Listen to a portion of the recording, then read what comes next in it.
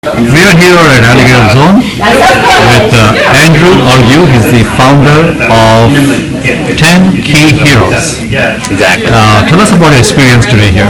Yeah, it was great. I mean, I mentioned when I first came in the room that it was so cool to see a bunch of young people, you can't see on the video now, but probably 5, 10, 15 years old that are out here interested in entrepreneurship. And I mentioned in the beginning that, it's something that I never had access or information to until I was the age of 21. I really didn't have anybody who was really telling me about what it was like, the opportunities that exist. And now with the internet, all these kids can become an entrepreneur tomorrow. So I think it's good that they get some information about what people are doing, that it is a possibility, that it's not something that I have to wait for in the future and I just need to defer. No. This is something that's available now and it's available to today. And I hope that I conveyed that to everyone.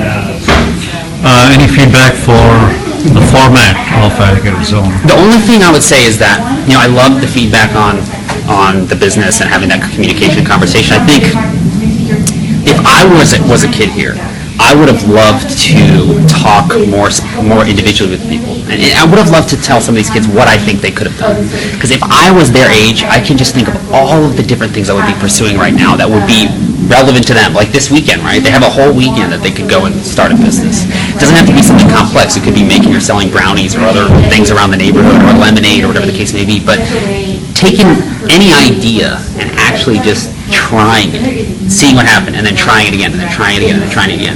In the almost a year that I've been doing this, that's just what it's all about. Ideas are a dime a dozen. It doesn't matter how old you are. It doesn't matter what age you are. Just trying things over and over again, beating your head against the wall until something breaks through.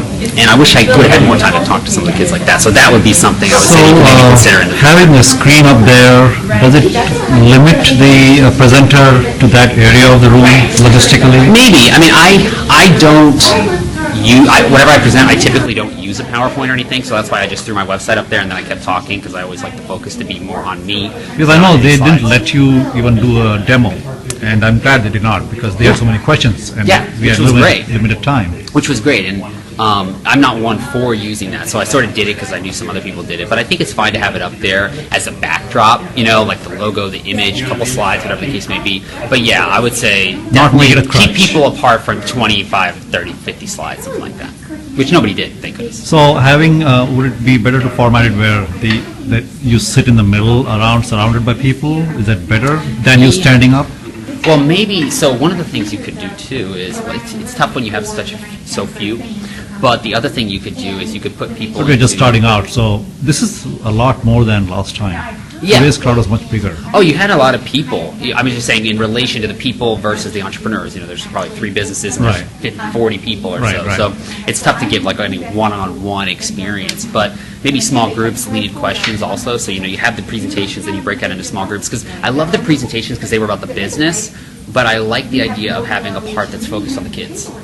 I love kids. I think kids have tons of potential. I think it's so exciting to see them all in here. So I think a part that would have not been like, hey, look at what these guys are doing. What do you think? But more now, okay, what could I do? What are the opportunities available to me? Because I think if I'm a kid and I come in here and I watch these people that are all adults, we were all older, than they were. They might not realize just how much opportunity there is for them. So that's one of the things. One of the hopes of Alligator Zone is that they'll go home with a spark of inspiration. Yeah. And as they are playing and doing whatever, they might think of something that they have heard here and met the entrepreneurs, and then maybe they'll be a presenter here themselves. So that's the hope. Yeah, I think that's definitely going to happen. You'll definitely see people that do that. There's a woman I'll introduce you to. I don't actually know her, but I'll give you her information. I've seen her online.